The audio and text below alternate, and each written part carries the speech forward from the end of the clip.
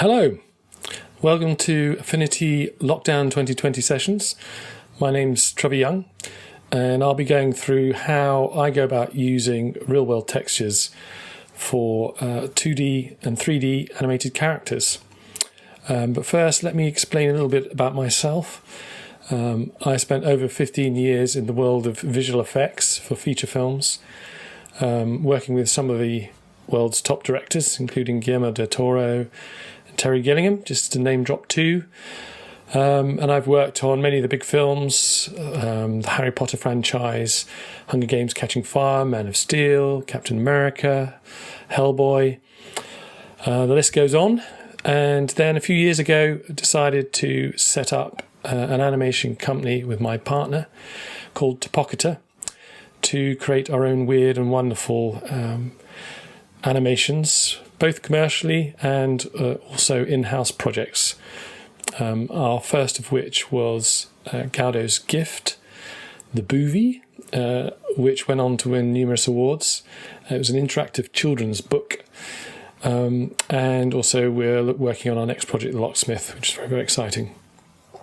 So we've gone our own sort of quirky little route because, how do you compete with the likes of Pixar when there's not that many of you? Well, you have to come up with a certain sense of charm and go that angle. And that's what we did. We've sort of created things out of bits of paper. And they do eventually end up laid out in 3D software, because a lot of people think that we maybe do stop motion. It's not. It does start as drawings and bits of paper, but it's very much laid out and lit in 3D software. So if I just show you which character we're going to be working with today, it's a little lemur character that I've developed especially for this session. So yeah, once again, made up of various little bits. So the process is to sketch out your character. And that goes through several iterations. You draw it until you get it right and you're happy with the proportions. And at the same time, you sort of think about how it's going to be made up of these bits, what sort of parts it's going to be made up of. So once you're happy with your drawing, then you go ahead and you draw out the parts for your animated character. And you can see these are the sort of thing that you've got. I'm just going to switch off the detail and the shading, because this is very much the starting point. You just draw out the outlines of your character. You don't want to get busy drawing details and shading if later on you find out you're not going to use these bits. So there is still more fact-finding about your character and how it all goes together. So you scan in the various bits of paper that you've drawn all these bits on and arrange them back into the character again. I do that within Affinity Photo, and just sort of work out how all the proportions work. So in this case, we swapped out legs, heads, various things until we were happy with all the proportions. So then you've got all the bits that you want. You lay them out like this within a square. And as best you can, sort of fill the square. The square is because it's mostly for 3D software actually.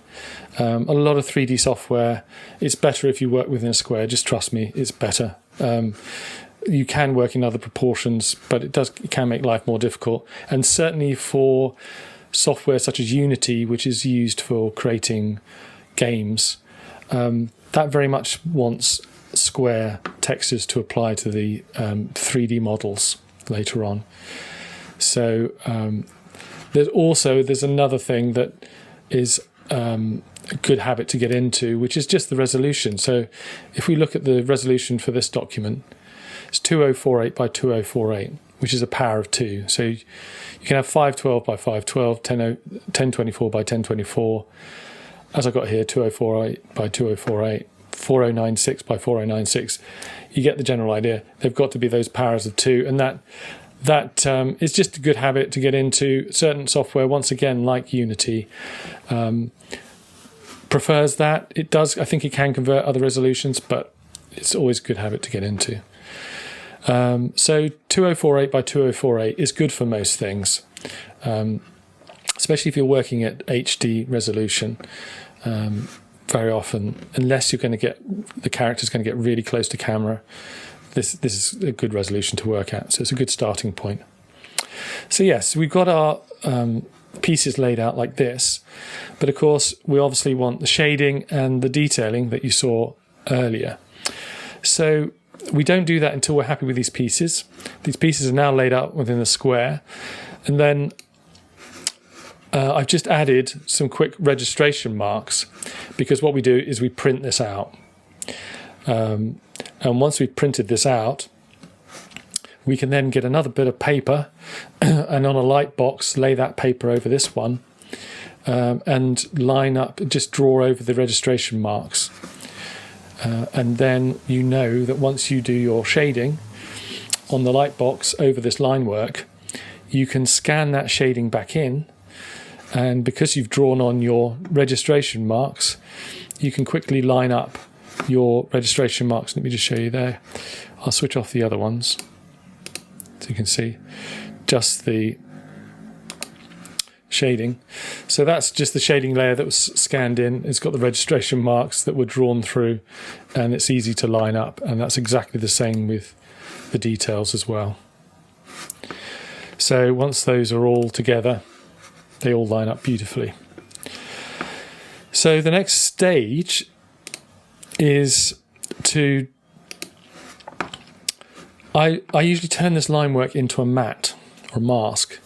Basically, because I want as much flexibility later down the line as possible. So I'll show you how to construct the mask, and then it'll become clear why it's useful to do that. So in order to turn this into a mask, very often with a mask you want as your image as black and white as possible. So I'll show you what I mean. As you can see in this group, I've got all the bits and pieces that have been laid out here. And just at the top of this group, I'm going to put an adjustment color correction. And in this case, I'm going to use gradient map. So within my gradient map section, I've saved some presets. So I've got one for line work, one for shading, and various other things besides. I'm going to use the one for line work. So I've just click on that. Instantly, it gets me the result that I want. So it's made the lines very black, and it's made the paper very white.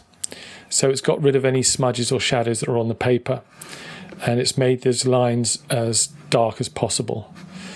And you can organize your own presets. You can just see this one has got 2 black points and 2 white points, and so I can adjust these black and white points to get the levels that I want here.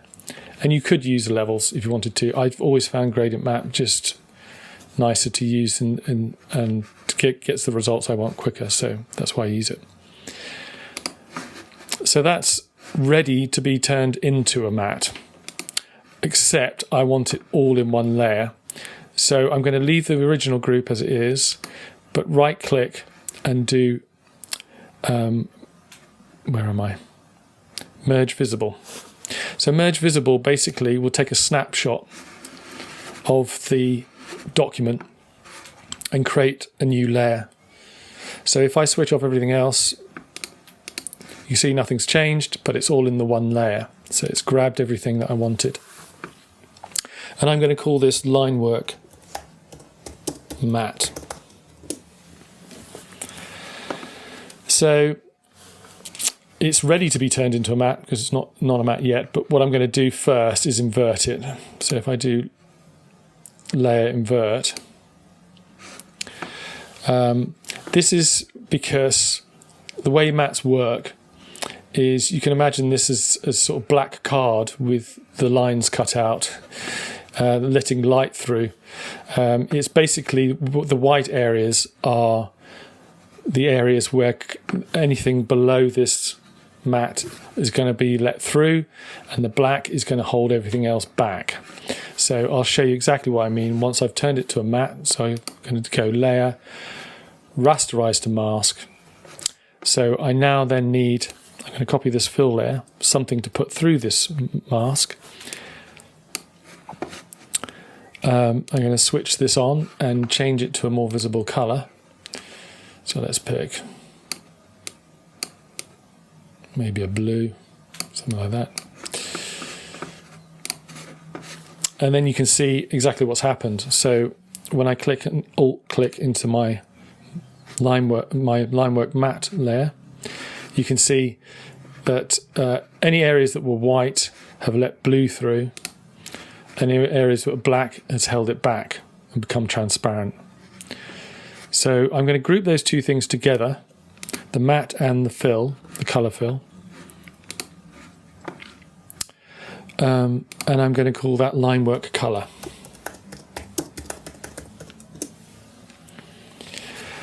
And if I can show you exactly how that works with a background. I'm going to bring in a background texture now. So if I file place, you can see I've got a whole collection of different textures here.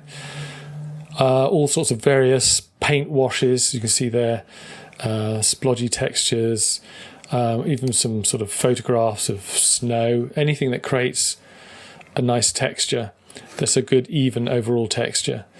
And then this one's a little bit of a favourite, so I'm going to use this one. So I'm just going to place that. And if I just resize it so that it fits the frame a bit better, it's pretty good.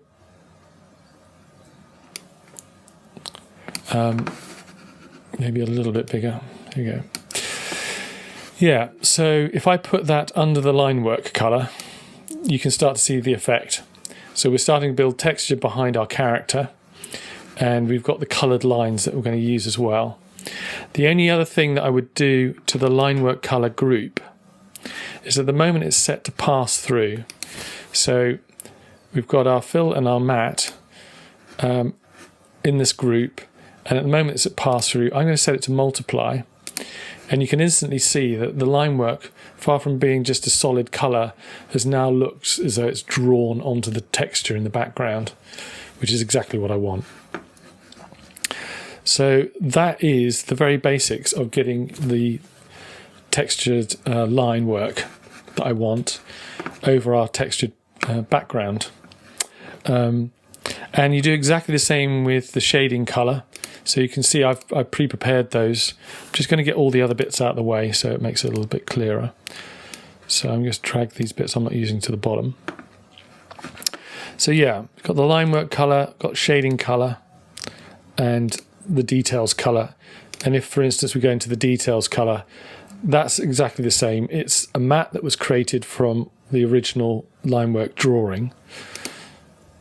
So that, and then inverted and rasterized to a mask and grouped with a colour. And that's the result. And then it's all switched to multiply on that particular group. So the next thing is the colour fill. So I want to fill in these areas with colour, and I want to do it fairly quickly. The way of doing that is actually, if I switch these off and go back to the line work, and I'm just going to switch on the white fill background as well. This is obviously, the line work is ideal for capturing a matte that we can use for our colour fill.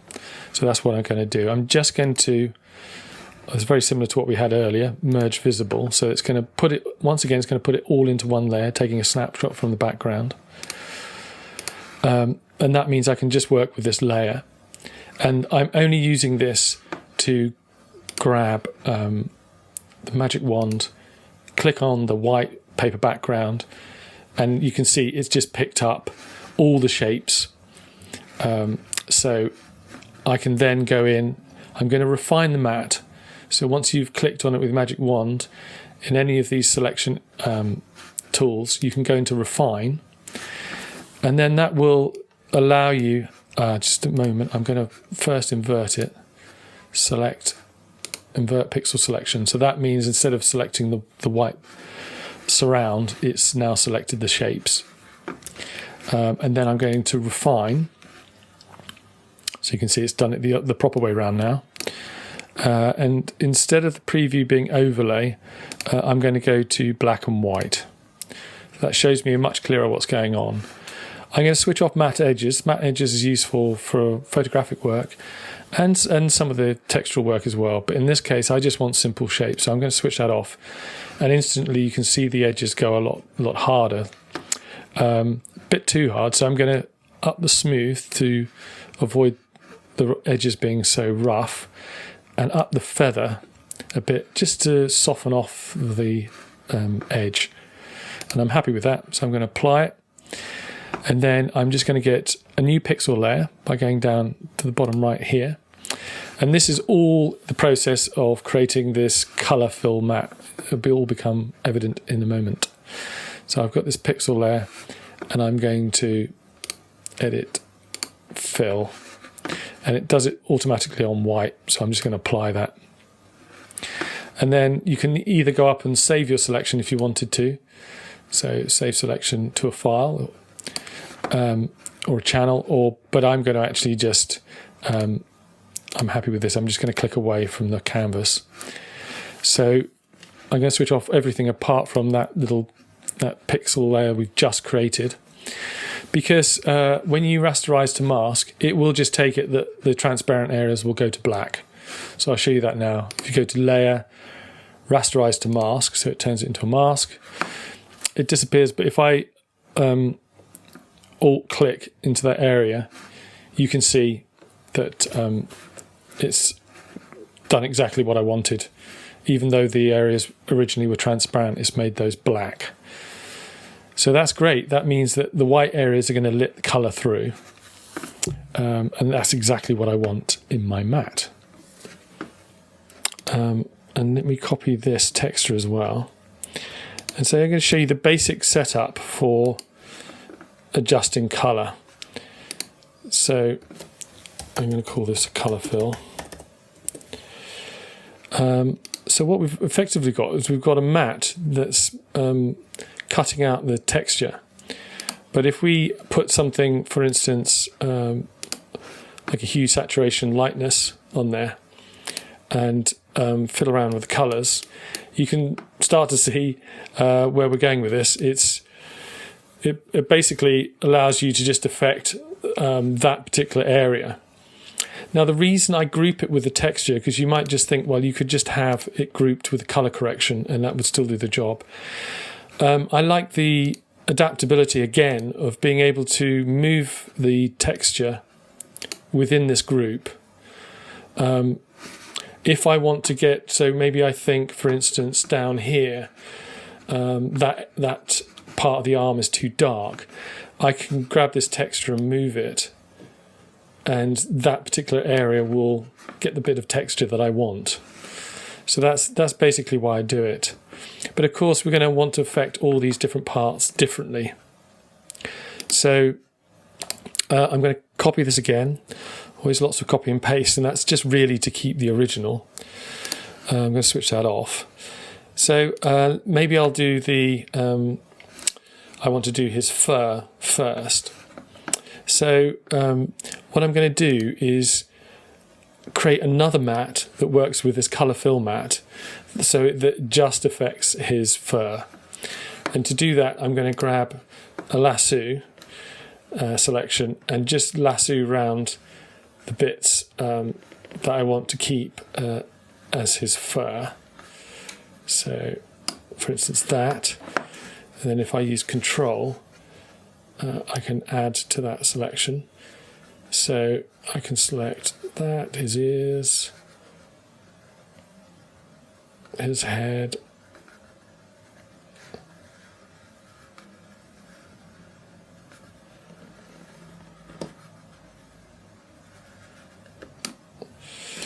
okay, and then go around these bits, which will be his hairy legs and his tail.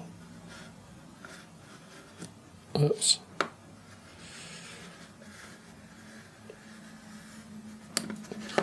Just going to add a little bit more to that bit.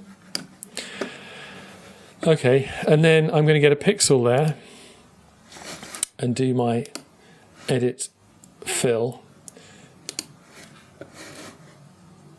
and apply. Just click away. And so you can see in this layer I've got the makings of a matte. Call it a garbage matte. If I rasterize that to mask, that makes sure now those two mattes are working together. So the first one, this colour fill matte, works on just the areas that I want to fill across the whole image. And then this mask garbages out everything else but the bits of fur. So that's what I've done there. So now I can go in and just adjust the bits for the fur. So working out what sort of colour I'm going to make him. Now what you might see up here is that I've got Affinity colours, and that palette has been created from the Affinity logos by going into the palette menu and saying create palette from document, and so it will pick the colours from that document and create a little palette. And that's what I've got here, and that means that I've got reference for what sort of colours I might want to use. So in this case I'm going to try and get close to this blue. So I just adjust my colour wheel until I get the blue. So that's sort of getting there. And that's what I'm going to do now for all the other bits. Just going in there, so I'm going to copy my original colour fill group. I'm going to label this first. Just label it fur. Then I'm going to go in and do all the other bits. So we'll do a little speed up of that. And then you can see how that creates the colour for all these different areas.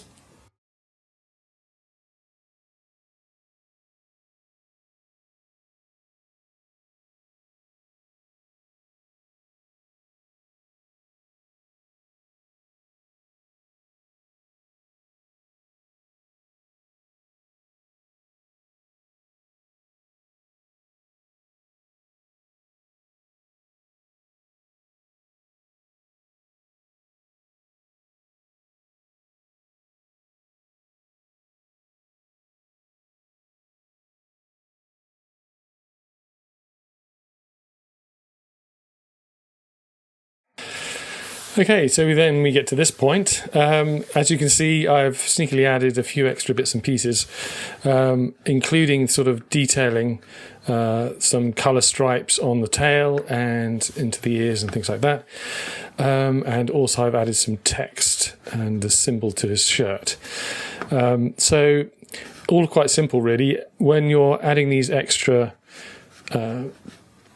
detailed colours, you basically just go into, so I've got my colour fill fur layer, which is the tail and the ears and his head and the arms, etc. And for instance, the inner ears is just a colour correction, this hue, saturation, lightness adjustment, with a mask above it which tells it which bits to affect. So for instance, with the ears, if I just delete this, the colours will go crazy for a second.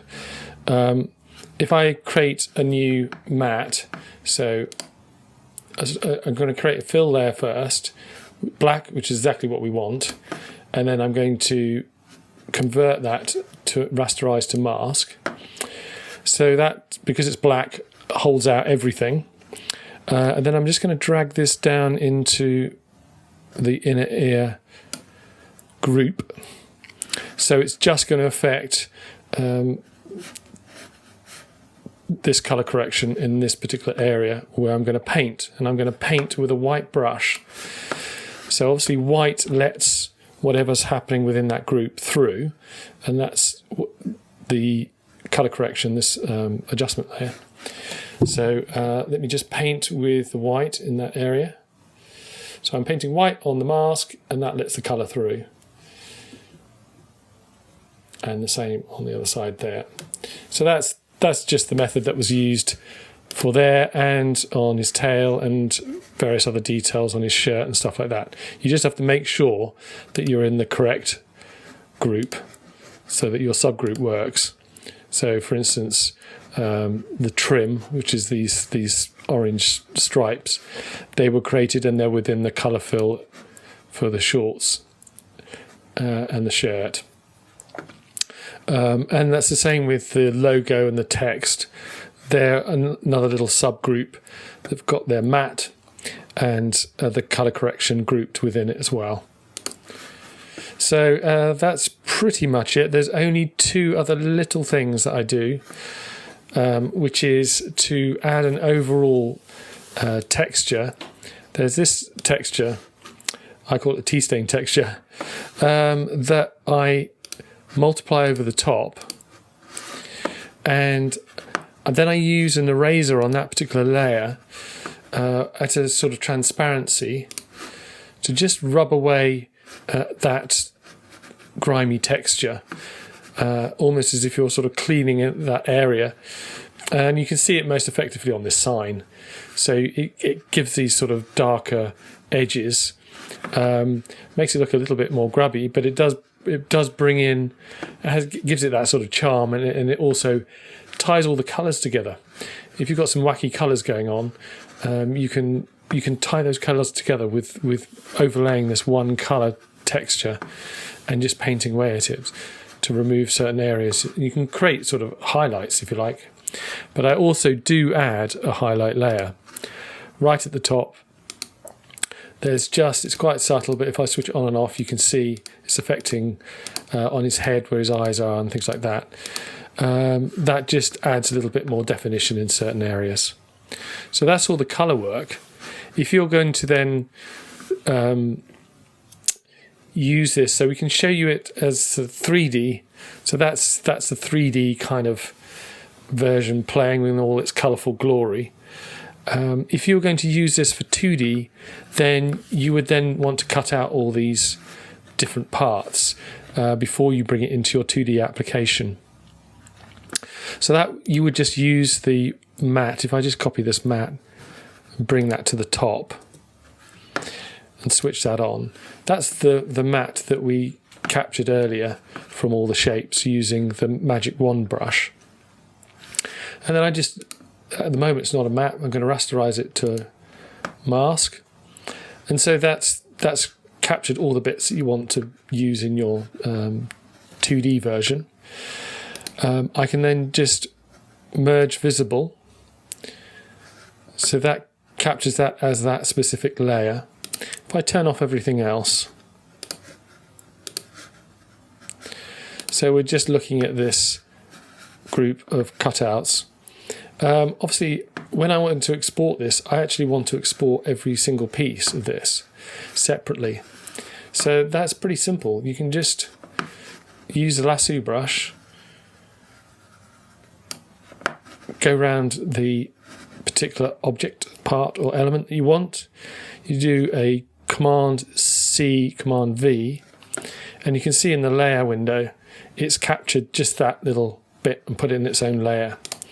So if we switch off all the other stuff, you can see we've just got his ear, and then if we go to the select tool, you can see it's cropped it right down to around the ear. So when you go to export it, when you go to export it as a PNG, you've got a selection here to say a selection without background. So that will just export that piece without anything else. And you can do that for all the different parts that you need. And then you'll have all the sections you want for your 2D animation as well.